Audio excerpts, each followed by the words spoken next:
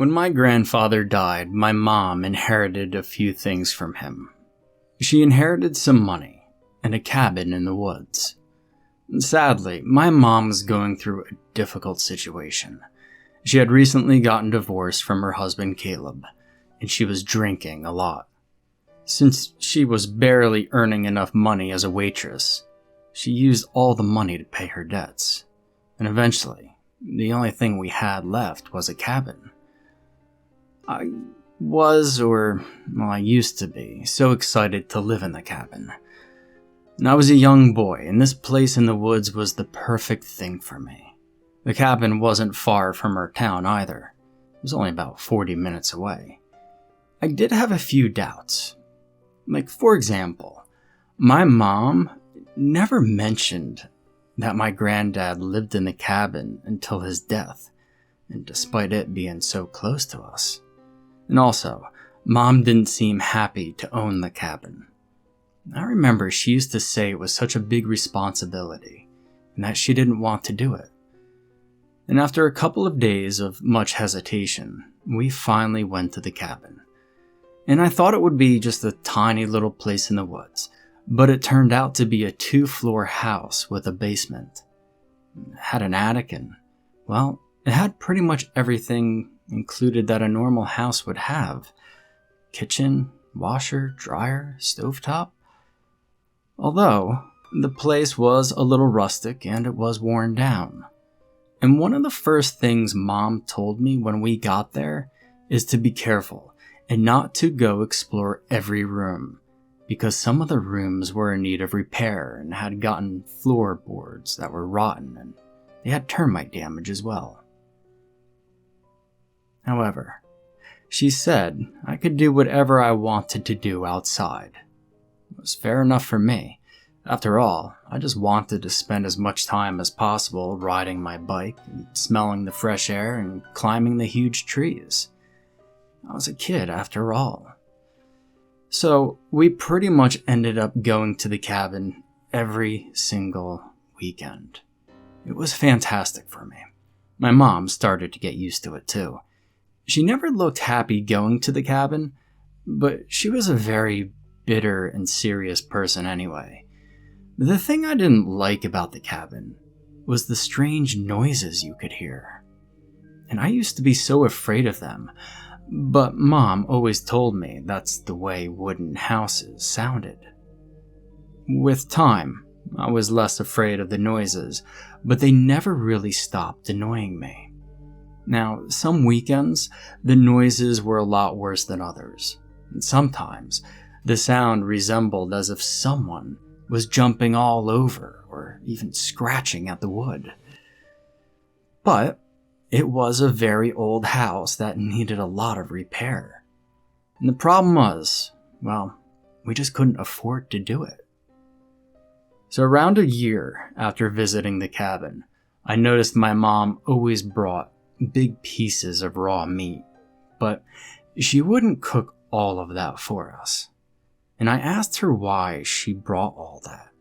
She said that she got such big pieces to feed the animals around the woods. I asked her if I could help her distributing the meat around, and she simply cut a small piece and put it in a bowl. You put wherever you want.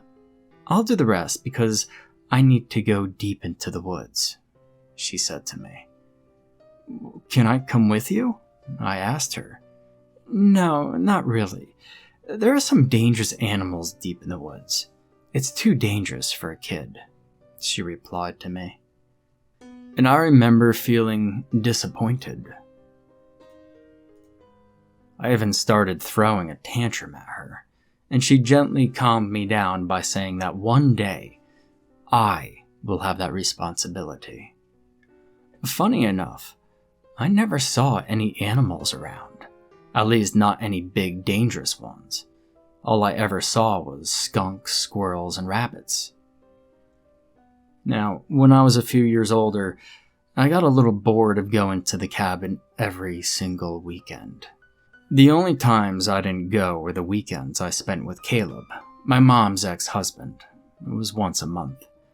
In order not to get bored, I asked Mom whether we could stay at home just for a weekend, but she said no. So next time I was in the house, I decided to change things a little. I had explored everything outside. It was time for me to explore the inside. One Saturday afternoon, Mom was gardening outside the cabin, and that's when I decided to go to her room. Now, the room once belonged to Granddad, and I've seen the room before. It was nothing out of the ordinary, just a normal-sized room with a queen-size bed and a few duck paintings hanging on the walls. There were many drawers. I've checked some of them as a kid, and only found Granddad's fishing kit, some clothes from Granddad and Mom, random paperwork that I didn't care of, but today, I noticed there was a little box in one of the drawers. Surprisingly, the box was open. Now, I decided to check the contents when I discovered it was pictures. It completely shocked me. I'd never seen pictures of my mom this young before even having me, or any pictures of Granddad being young. I managed to find a whole bunch of lovely pictures from my grandparents' wedding and my mom's childhood, but there were a few pictures that I could not understand. In one picture, Grandma was at the hospital. She was wearing a gown and held a baby. However, the baby had a blue blanket, not a pink one. The other picture was a picture of my mom and Granddad outside the cabin with a young boy that looked at least 7 years younger than my mom. And I couldn't understand who this boy was, but I had my suspicions. I knew I couldn't ask Mom about the pictures. She would just get upset. So I decided to ask Caleb, my mom's ex-husband. So the next time I saw Caleb, I brought the pictures with me. I showed him the pictures and asked him about the little boy who appeared on them. Now he looked surprised, maybe even more than me. He stared at the pictures for a long time until he finally broke the silence. "I don't really know who that is," he said. He was completely bewildered. He continued to ask me questions about the origins of the pictures and about this mysterious cabin that he never heard of as well. And I told him all I knew, that in all honesty, well, it wasn't much. Now, later on that day, when he dropped me at home, he told me to go inside because he needed to speak to my mom. Now, I went inside as I was told, but I cleverly left the door open and stayed behind it so that I could hear the conversation. And I heard Caleb kept questioning Mom, and he seemed so upset. I've never heard him like this before. He couldn't understand why Mom never told him about the cabin. And no matter how much he pushed her to say the truth, Mom never answered any of her questions. And Caleb, well, he left frustrated that day. Mom, on the other hand, was absolutely furious. "Didn't I tell you not to say anything about the cabin?" she said, as for the first time she ever slapped me. I'm lucky Caleb didn't tell her about the pictures. Otherwise, I think Mom would have killed me. Next time we went to the cabin, I put the pictures back in the box, and, well, that was it. I wanted to keep investigating. I wanted to know the truth, but, to be honest, I was dead afraid of my mom. Now, I know most kids aren't afraid of their mothers, and would have seen me as a coward if I confessed, but my mom, she was so different than all the other moms that I have met. Now, I'm not saying she was a bad mother because she looked after me. She gave me food. She helped me with school stuff. And in other words, she did her motherly duties. In fact, she was a good mother. Nevertheless, I never did felt love before. I never felt a bond. She was very serious and not talkative at all. But I never blamed her because Granddad was, well, he was just like that too. I continued to go to the cabin for 2 more years until one strange night something happened. I was peacefully sleeping in one of the bedrooms in the cabin when I heard the door slamming. I woke up immediately and saw my mom standing by the door with her blouse half ripped and blood on her shoulder. She locked the door, grabbed one of the chairs in my room, and placed it on the back of the door. "Mom, what happened to you? Are you okay?" I remember asking in fear as I got closer to her to examine her wounds. "I'm fine, but I need you to get out of the house," she answered while she opened the room's window. "Mom, we need to call someone. We need to get you help," I told her. "No, you need to run to the woods. Just go and hide near the big trees." And she begged me at that point. She absolutely begged me to leave that cabin. "What am I hiding from?" I asked her. "One of the big animals I feed." "Now, escape. Don't come back. I'll look for you later." She helped me to get out through the window, and I ran as fast as I could to the big oaks and stayed there the rest of the night. Man, I was cold. My feet were hurting and bleeding, for I didn't get to wear any shoes. I left without them. But that was nothing compared to the fear I had. The fear of something hurting my mom, and then coming for me. Now, I didn't know how long I was there, but I finally saw my mom coming. It must have been an hour or so. She looked okay, and I didn't notice any new injuries on her. In fact, she had even changed her clothes for some fresh ones. I ran towards her and hugged her. And for the first time ever, I felt her love as she hugged me back and cried with me. We went back to the cabin where she told me to get changed and grab my things. And I did, as I was told. And soon after, we just drove straight home. As we were in the car, she told me that we were no longer going to the cabin together anymore. She said she was going to go on her own from time to time to check things and feed the animals. And I asked her about the animals and what had just happened. And she simply said that animals were not always what they seem, and some were more dangerous than others. "One day you might inherit my responsibilities," she said. "But let's hope that you don't." She added, and I just thought it was so peculiar. But I dropped it right then and there. I was tired, it was a long night, and I just wanted to be back in my own bed. I didn't miss the woods at all. I got to hang out with my friends from school and do different things during the weekend. Eventually, I finished school and got accepted into a university in another town. I moved out of my house and only saw my mom sometimes during holidays or during special times. And sadly, when I was in my last year of university, my mom died. It took me by complete surprise. I went back to my town to organize the funeral, and as expected, I inherited the cabin in the woods and the house where I grew up.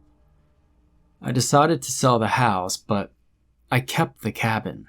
My mom left me a letter where she asked me to keep the cabin and to please go there as soon as possible. The letter she left was not too specific. She simply said that I needed to go to the cabin to find out the truth. And I knew I should have heard my mother's request, but I was so upset because she didn't tell me she was sick. And also, well, the cabin brought me lots of bittersweet memories that I was not ready to have. I went back to my town and tried to focus on the university. my girlfriend, and all the other things related with my life. And finally, a couple of months later when I finished the university, I went back to the cabin to find out what my mom was talking about. When I entered the cabin, everything looked normal, as if time hadn't passed. I went to my room and then to Mom's, and her room had a surprise. There was a box on the bed. The box looked familiar. In fact, it was the same box that had the pictures in it years and years ago. I opened the box and found the same pictures, but this time there was a letter in an envelope. I read the letter not knowing what to expect, and on the letter Mom explained that she had a brother.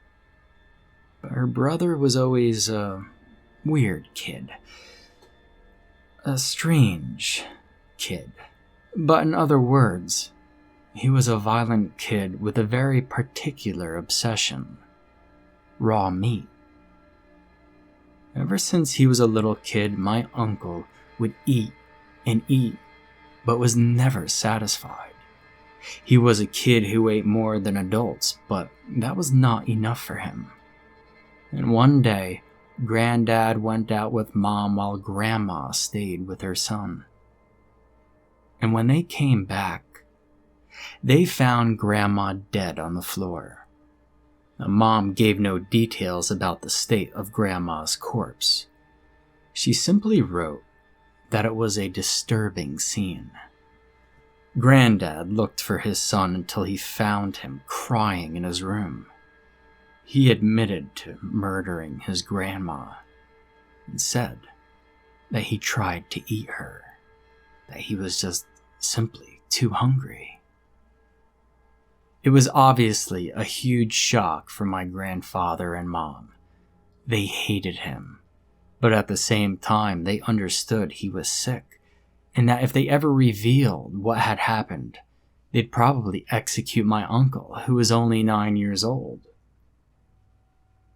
They buried Grandma and didn't tell anyone about it. They moved to the cabin to be isolated, but they knew my uncle could hurt them too, so the two of them had an agreement. They locked my uncle in a secret room in the attic. They simply gave him food every week. My uncle would eat some, and the rest he would keep in a freezer. And they decided to do this as to not see him so often because he grew more violent and bizarre as the years passed. When I finished reading the letter, I rushed to the attic. I followed the instructions on how to open it. The attic was dark, but with the help of a flashlight on my phone, I managed to find the door that led to the secret room. I opened the door, and immediately I caught a whiff of the smell. That rotting smell of a decomposed corpse. And I also caught a quick glimpse of him, decomposing on the floor.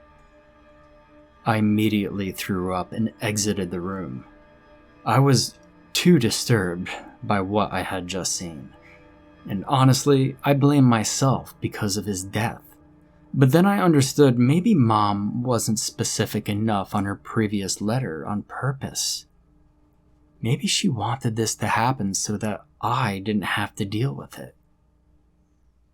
It made sense because that was always her wish.